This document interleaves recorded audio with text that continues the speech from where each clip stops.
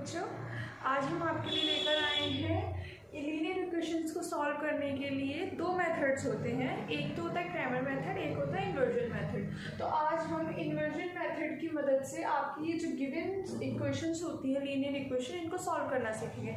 या फिर आप कह सकते हैं कि इसमें जो ये गिवन कोएफिशिएंट्स हैं आपके एक्स, वाई और जेड, इनकी वैल्यू निकालिए। आपसे क्वेश्चन में यही बोला जाएगा डायरेक्ट कि या तो आप इन्हें सॉल्व कीजिए इक्वेशंस को या इनकी वैल्यू निकालिए। तो इस इक्वेशन को या इन तरीके की इक्वेशंस को हम इन्वर्जन मेथड से किस तरीके से सॉल्व करते हैं ये सीखते हैं आज, ठीक है।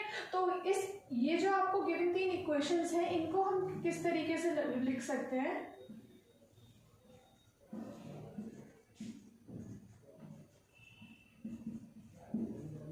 आप इन्हें इस फॉर्म में लिख सकते हैं, A X is equals to B.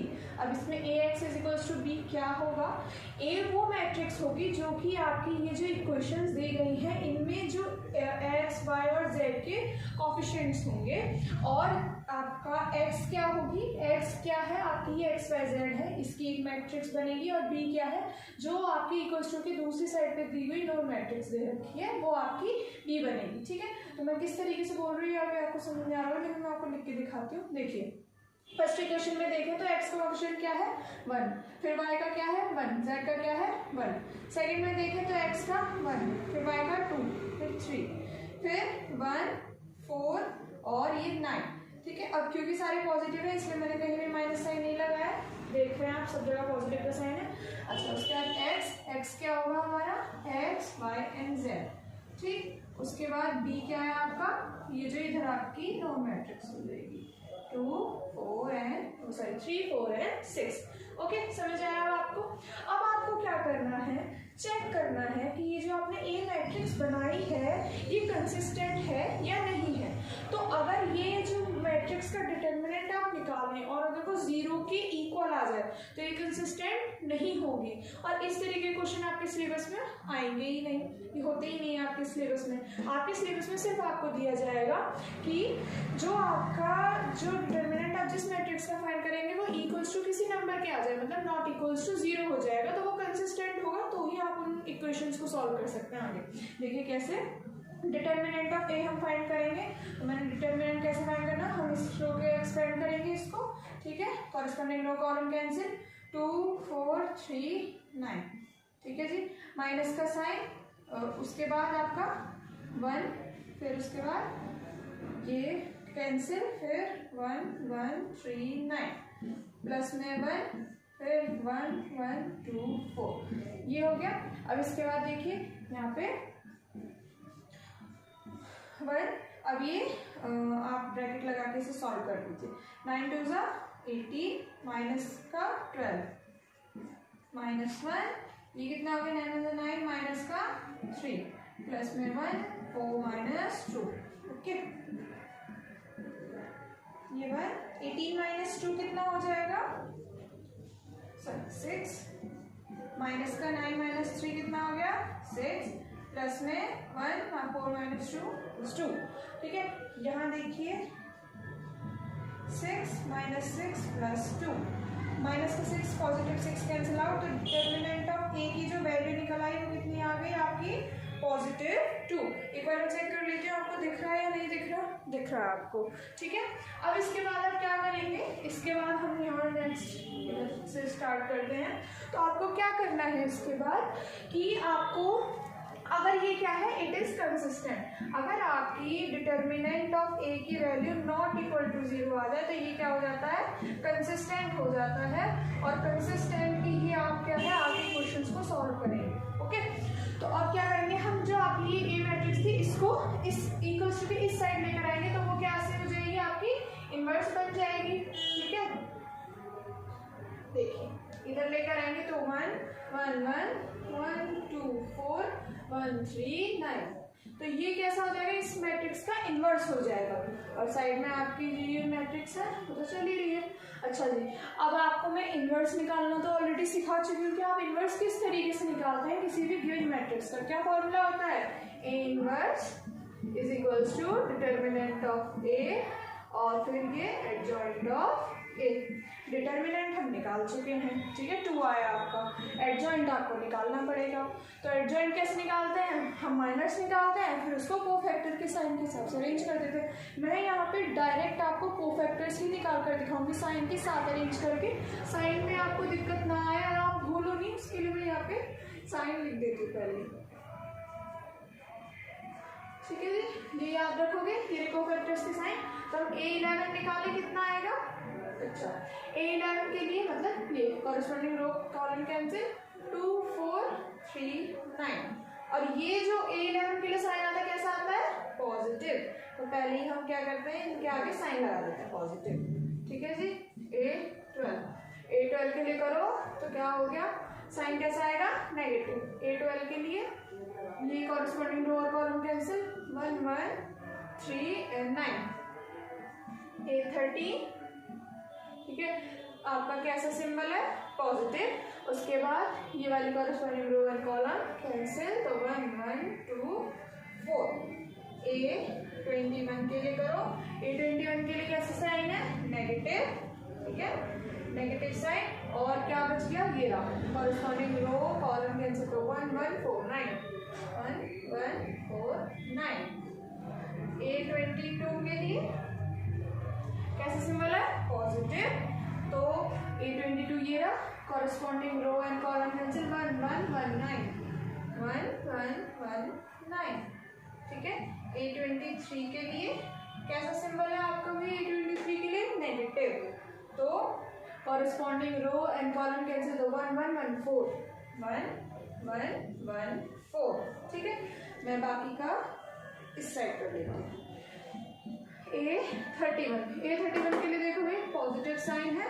ठीक है, तो अब उसके बाद ये रहा A31 corresponding row column cancel, 1 2 1 3। ठीक है, A32 is equals to sign कैसा है, नेगेटिव। 32 के लिए corresponding row and column cancel, तो क्या बच गया, 1 1 1 3, 1 1 1 3। फिर A33 के लिए क्या आएगा आपका, पॉजिटिव साइन, और क्या हो गया कॉरेस्पॉन्डिंग रो कॉलम कैंसिल, तो 1 1 1 2। एक बार मैं चेक कर लूँ आपको दिखाई दे रहा है या नहीं दे रहा, कैमरे में आ रहा है नहीं आ रहा, ओके आ रहा है। तो देखो क्या हुआ यहाँ पे, आप हम इन्हें सॉल्व कर लेते हैं। सिंबल्स हमने साथ के साथ लगा लिए थे, तो कोई भी गड़बड़ी की बात होगी ही नहीं। तो 9 2 18 माइनस में 12। ठीक है जी, कितना हो गया ये, 6 9। अच्छा यहाँ माइनस का साइन है, तो ये ब्रैकेट लगा के करेंगे, 9 माइनस 3 कितना हो गया, 6, और कैसा, वो भी नेगेटिव 6। फिर यहाँ पॉजिटिव साइन है तो ब्रैकेट लगाने की जरूरत नहीं, 4 माइनस का 2 विच इज 2। यहाँ पे नेगेटिव साइन है, तो 9 minus 4 is equals to minus का 5। क्लियर दिख रहा है आपको, इक्वल्स टू माइनस का 5। ठीक है, यहाँ पॉजिटिव साइन है तो 9 माइनस 1 इज इक्वल्स टू 8। यहाँ पे कितना है ये आपका जी, 4।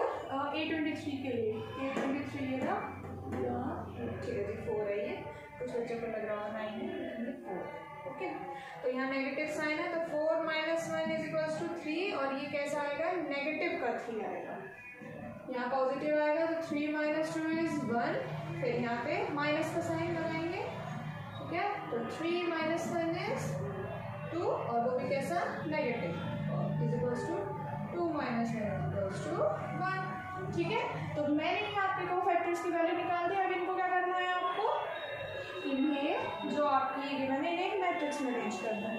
मैं इसी आगे कंटिन्यू कर रहे हैं। ठीक है, अब हम क्या करते हैं, हमने यहाँ पे कोफैक्टर्स निकाली थी, हम इसको एक मैट्रिक्स में अरेंज कर लेते हैं, जो कि आपका एडजॉइंट ऑफ ए निकलेगा। मैं यहाँ पार्टीशन कर देती हूँ, तो एडजॉइंट ऑफ ए। ठीक है जी, क्या निकालोगे आप, मैंने क्या बताया था कि आपको ट्रांसपोज ना करना पड़े, इसके लिए हम क्या करते हैं, पहले से ही जो ये A11 A12 A13 है ना, इन्हें हम कॉलम में अरेंज करते हैं बजाय रो के। तो क्या आएगा, 6 माइनस का 6 2। ठीक है, फिर माइनस का 5 8 एंड माइनस का 3। फिर क्या आएगा, 1 माइनस का 2 एंड 1। तो ये आपका एडजॉइंट ऑफ ए आ गया। ठीक है, तो ए इनवर्स की वैल्यू आपके पास आ गई, क्या आएगी, इसके अपॉन में आप क्या करेंगे, मैट्रिक्स जो आएगी, डिटरमिनेंट जो आया आपका वो। अभी मैं करके दिखाती हूँ किस तरीके से बोला है मैंने आपको। ठीक है, तो यहाँ पे आपका आ गया x y and z, which is equal to A inverse. और ए इनवर्स की वैल्यू क्या होगी आपकी, यहाँ पे देख लीजिए, A inverse is equal to, तो ये रही आपका एडजॉइंट ऑफ ए, ठीक है। इसके साथ में आप क्या करोगे, ये 6 माइनस का 6 2 माइनस का 5 8 एंड माइनस का 3 1 माइनस का 2 1, ठीक है। ये आपके अपॉन में 2, ओके, दिख रहा है आपको सबको। तो ये आपका ए इनवर्स की वैल्यू आ गई, ओके। तो अब आप क्या करोगे, इसे यहाँ पुट करोगे एंड इसे सॉल्व करोगे, समझ आ रहा है ना, ठीक है। हमने क्या करा था, मैट्रिक्स लिख दी थी अपनी, ठीक है। क्या हुआ, ए इनवर्स जो था आपका, आपने वो निकाला 1/2 अपॉन में आपकी जो पूरे एडजॉइंट ऑफ ए थी, इनवर्स निकालने का फॉर्मूला ये रहा। उसके बाद आपको क्या करना है, जो हमने इक्वेशन मतलब ए इनवर्स बनाया था ना, ठीक है, ये वाली जो इसे आप मान सकते हैं कि आपने ये इक्वेशन फर्स्ट मानी है। तो हम क्या करेंगे, जो ए इनवर्स आया ना उसकी वैल्यू उठा के इक्वेशन फर्स्ट में पुट कर देंगे। तो जब हमने इक्वेशन फर्स्ट में वैल्यू पुट करी तो हमारी क्या सिचुएशन क्रिएट हो गई, put value in equation first.